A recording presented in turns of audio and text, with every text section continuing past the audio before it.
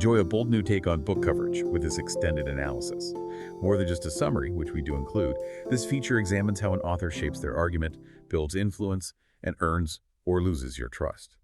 It's all about giving you the tools to read with sharper insight and greater discernment. So should you read this book? This should help. It's also excellent for aspiring writers. If you find this expanded format valuable, we'd love to hear from you. Your feedback really helps guide our future content. And just so we are totally transparent, you're experiencing a unique two-host AI conversation powered by Google's Notebook LM for a deeper, more dynamic book analysis. I want you to imagine something for a second. What if a significant portion of the history you were taught, maybe the history you grew up accepting as absolute, unquestionable fact, was actually the result of a highly successful 150-year-old PR campaign? Yeah, it is a jarring thought, isn't it? Just realizing that the textbooks you read in middle school might have been heavily influenced by a deliberate spin operation. Completely. And that's exactly what we are getting into today. We're looking at Edward H. Bonekemper III's really provocative book, The Myth of the Lost Cause, Why the South Fought the Civil War and Why the North Won. Our mission today is to explore exactly how historical memory is shaped and honestly weaponized. We're going to look at the hard, primary evidence about the Civil War presented in this book, because we want to help you understand why the stories a society tells about its past deeply impact its present. Right. And look, we're talking about race, monuments, and the American Civil War today, so we want to be clear right out of the gate. We aren't here to pick sides, and we aren't here to tell you what to believe or simply endorse the author's viewpoints. Our job is to impartially unpack Bonekemper's arguments, look at the actual receipts and the historical evidence he brings to the table, and examine the critiques of his work. Just think of us as your guides through the source material. We present the data, and you evaluate it yourself. Okay, let's unpack this. What does Bonekemper actually mean by the lost cause? Because he makes it clear right away that this wasn't just some innocent misunderstanding of history that drifted over time. He frames it as a deliberately constructed narrative. A PR campaign started by former Confederate officers and sympathetic historians like Jubal Early almost immediately after the surrender at Appomattox. The goal was to rewrite the war as a noble, doomed defense of constitutional liberty while completely scrubbing the role of slavery from the record. And that scrub is the foundational reframing of the whole thing. Bonekemper's central move in the book is to ask a rather stubborn question of the historical record. He asks, what did people at the time actually say and do? He forces us to move past the romantic memoirs written in the 1880s and 1890s and look directly at the contemporaneous documents from 1860 and 1861. This is where the whole debate of states' rights versus the right to own property gets put under the microscope. Because if you grew up hearing that the war was fought over abstract constitutional theory, well, Bonekemper brings the receipts to challenge that. He points out that 6 of the first 7 seceding states issued formal declarations of secession. And when you read them, they don't focus on generic states' rights. They focus almost entirely on slavery. What's fascinating here is Bonekemper's method of contrasting that nostalgic memory with cold, hard, primary documents. Take South Carolina's declaration, for example. They explicitly cite an increasing hostility on the part of the non-slaveholding states to the institution of slavery as their reason for leaving. Mississippi's declaration is even more blunt. It literally says, and this is a quote, "Our position is thoroughly identified with the institution of slavery, the greatest material interest of the world." Hearing those actual quotes changes everything. It's not a mystery. They literally wrote it down. You also have Alexander Stephens, the vice president of the Confederacy, giving his famous cornerstone speech in 1861. He flat out stated that the Confederacy's foundations were laid upon the great truth that the black man is not equal to the white man, and that slavery is his natural condition. Bonekemper uses these quotes to prove that the gap between the post-war rhetoric of states' rights and the pre-war defense of human bondage is massive. Exactly. He's essentially training you to privilege the words written into law at the very moment of crisis, over the stories told to justify the crisis long after it ended. You have to look at what they were actually demanding the right to do, which was to expand and protect the enslavement of human beings. He also tackles the economic side of this myth, which I found fascinating. A massive talking point in the lost cause narrative is the idea that slavery was dying out anyway. The argument goes that the war was a tragic mistake because the institution would have faded organically with modernization. But Bonekemper brings in the crunchy economic data to bust this completely. Right, and the numbers are staggering. In 1860, on the eve of the war, a prime field hand was valued at roughly $1,800. In today's money, you're talking about the price of a luxury car or a small house. Slave prices had effectively doubled in the 1850s. Cotton exports accounted for over half of all U.S. exports. So they weren't in decline at all. The total value of enslaved people in 1860 was roughly $3 billion. Bonekemper points out that this was more than the value of all the manufacturing and railroads in the entire United States combined. It's wild when you put it in that perspective. Furthermore, the source material emphasizes that enslaved labor was no longer just restricted to agricultural plantations. It was actively expanding into mines, railroads, and factories, like the Tredegar Iron Works in Virginia. This suggests an economic system at its absolute peak, actively adapting to industrialization. So Bonekemper argues that claiming slavery was on the way out anyway is a deliberate narrative device designed to soften the moral judgment on the Confederacy. But this myth doesn't just stop at politics and economics. It completely infected how we remember the actual fighting. The classic narrative tells us the Confederacy was hopelessly outmatched, but fought valiantly under the unmatched genius of its generals, specifically Robert E. Lee, until they were simply overwhelmed by Northern factories and manpower. Bonekemper attacks that idea by highlighting the fundamental strategic asymmetry of the Civil War. This is crucial for you to understand if you want to grasp the military reality. The North and the South had very different wind conditions.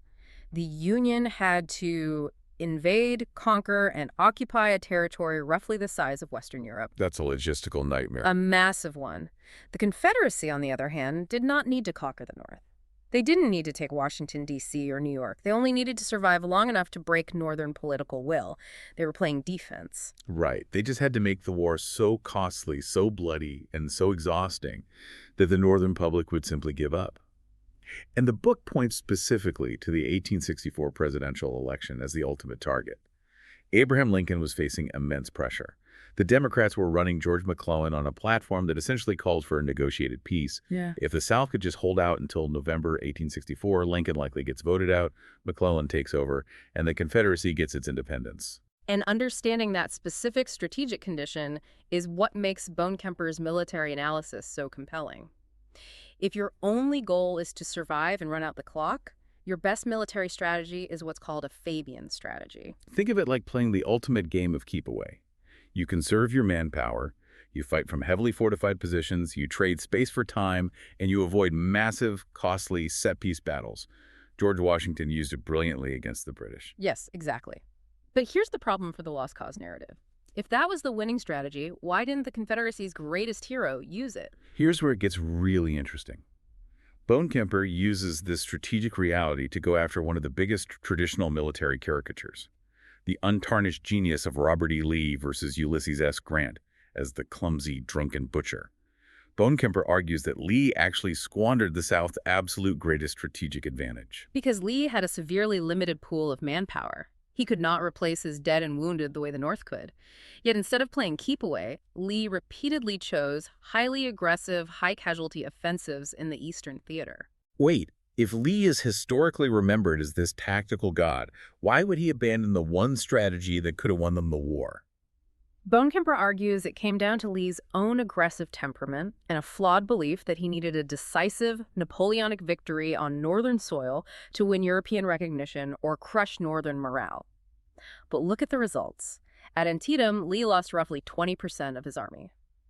At Gettysburg, during Pickett's charge, he took massive offensive losses he could never recover from. Over the course of the war, Lee's army suffered the highest casualty rate of any army on either side. He bled his own army dry. And on the flip side, Bonekemper works to completely rehabilitate the reputation of Ulysses S. Grant. He argues that the cliché of Grant as a mindless butcher who just threw bodies at the enemy is entirely backward. When you look at the actual casualty percentages and overall campaign outcomes, Grant's losses were often proportionally lower than Lee's. Take the Overland Campaign in 1864. Yes, Grant took around 55,000 casualties to Lee's 33,000. In raw numbers, that looks terrible. But Grant was attacking entrenched defensive positions, which inherently costs more men, and he commanded a much larger force. Grant's percentage of loss was actually sustainable, whereas Lee's losses were a fatal bleeding of a force that couldn't be replenished. Grant wasn't just throwing bodies. He was utilizing a relentless, coordinated strategy. Before Grant took overall command, Union armies in the East and West fought like totally separate entities. Grant synchronized them. He applied continuous pressure across multiple theaters simultaneously so the Confederacy couldn't just shuffle their limited troops around to plug holes. This raises an important question. Why do these military myths persist so stubbornly? Bonekemper makes a compelling point here. Labeling Confederate defeat as simply inevitable due to Northern resources, while simultaneously calling Grant a butcher, serves a very specific psychological purpose. It excuses the loss. Precisely. It excuses Confederate strategic errors, specifically Lee's incredibly costly offensives, and it completely hides the operational sophistication of the Union Army. It replaces complex strategic reality with a comforting, moralized caricature where the honorable underdog was simply crushed by a soulless machine. That brings us to how Bonekemper actually builds this case throughout the book, because his writing style is highly specific. He writes very much like a lawyer historian at work. He leans incredibly heavily on logos, which is the appeal to logic and data. He absolutely takes a prosecutorial tone. He treats the tenets of the lost cause as fraudulent claims made by the defense, and he acts as the prosecutor, bringing documentary exhibits to the jury, which in this case is you, the reader. He lays out the secession ordinances, the 1860 census data, the shifting cotton prices, and the battlefield casualty reports. It gives the book a very brisk, argumentative rhythm. For a listener who wants to engage in debates with that one uncle at Thanksgiving, the book acts almost like a manual. It catalogs the myths and immediately follows up with the historical evidence to rebut them. But he doesn't only rely on cold facts and spreadsheets. No, he does employ pathos, emotional appeal, but he does it in a very restrained, targeted way. He focuses on the moral stakes of the history. He wants the reader to feel the deep tension between the South's professed honor and its actual documented policies. A really powerful example of this from the text is how the Confederacy handled prisoner of war exchanges. Early in the war, there was a system called the Dix Hill Cartel, where sides would regularly exchange captured soldiers. But when the Union began enlisting black soldiers, the Confederacy refused to treat captured black troops as legitimate prisoners of war. They declared they would treat them as rebellious slaves, subject to execution or being sold into slavery, and their white officers as criminals inciting insurrection. Right. And in response, Abraham Lincoln halted the prisoner exchanges entirely until all Union soldiers were treated equally.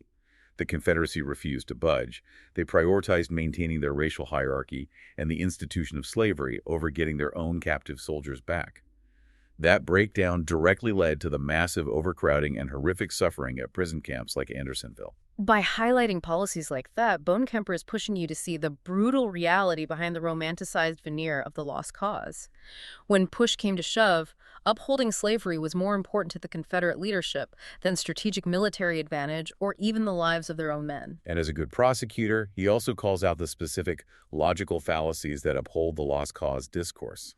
Instead of just arguing facts, he points out how the arguments are structurally flawed. He identifies three major ones, starting with the straw man fallacy. The straw man is when you misrepresent your opponent's argument to make it easier to attack.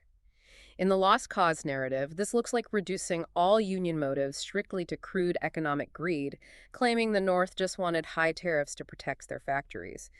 This completely ignores the very real, deeply ideological anti-slavery politics of the Republican Party at the time. Then there's the false cause fallacy. This is the assumption that Union industrial capacity and population guaranteed an automatic victory. Like they had more railroads, therefore they were destined to win. Which is a terrible historical assumption. As we discussed earlier, the Union had a much harder strategic objective. Think about the American Revolution or the Vietnam War. The side with the biggest population and the most factories does not automatically win a war, especially an asymmetric one. Treating Union victory as an automatic outcome of factories is a false cause that, again, excuses the poor strategic decisions made by Confederate leadership. Finally, he highlights the appeal to tradition. This is the argument you hear constantly in debates over monuments or flags. It's the defense of Confederate symbols simply because they are long-standing. You hear people say it's heritage, it's been there for 100 years. The fallacy here is defending something just because it's old, rather than evaluating whether it reflects historical truth or honors something worthy. Bonekemper points out that many of these monuments weren't even built right after the war. They were erected decades later during the Jim Crow era, specifically to reinforce white supremacy. It is a formidable case, built on methodically dismantling those fallacies with data. However, to be a responsible reader, and for us to be impartial guides, we have to look at the whole picture. So what does this all mean? When we take a step back and look at the book objectively, we have to address its potential blind spots. Remember, our goal here is to help you understand the source material fully, which includes knowing where it faces legitimate criticism from other historians. And several historians have offered pushback on Bonekemper's work. The main criticism is that his framing can be too selectively prosecutorial. Because he is so intensely focused on building an airtight case against the myth, his tone can come across as overly combative, and he sometimes leaves out context that complicates his narrative. For example, critics argue that in his drive to highlight the absolute centrality of slavery to the South, he glosses over the intense complexities and deep racism that existed within Northern politics. The North was not a monolith of pure abolitionist virtue. Far from it. You had the New York draft riots, which were incredibly violently racist. You had deeply segregated units in the Union Army. Even Lincoln's own views on race and emancipation evolved significantly over the course of the conflict. The Emancipation Proclamation itself was initially a military measure that only freed enslaved people in rebelling territories. He's not acting as a neutral camera capturing the messiness of the past. He's an attorney building a case to win a verdict. That legalistic posture builds his credibility as a careful fact-checker, but it absolutely creates its own set of simplifications. So as a fair reader, you should ask yourself parallel questions of Bonekemper's own work. For instance, does he sometimes slide from the well-documented claim that slavery was the central cause of secession to the much more extreme claim that absolutely every single action taken by every Southerner can be reduced entirely to slavery? That is a critical distinction to keep in mind. You also have to wonder if his strict courtroom tone leaves enough room for the genuine ambiguity and the internal conflict that historical actors actually experienced. Real history is rarely as clean as a legal brief. People are messy, their motives are often tangled in the fog of war. The average Confederate soldier might not have owned slaves and might have been fighting simply because a Union army was marching through his county. A purely prosecutorial approach might flatten some of that vital human complexity. If we connect this to the bigger picture, why does a book dissecting the Civil War matter so intensely right now? Bonekemper's work plugs directly into the fierce, real-world debates happening in our communities today. We are constantly seeing arguments over public monuments and town squares, how history is taught in middle school curricula, and the naming of massive military bases. Just look at the recent renaming of bases like Fort Liberty, which used to be Fort Bragg, named after Braxton Bragg, a Confederate general. Those debates are not just about stone, bronze, or signage. They rest entirely on competing stories about what the Confederacy actually stood for.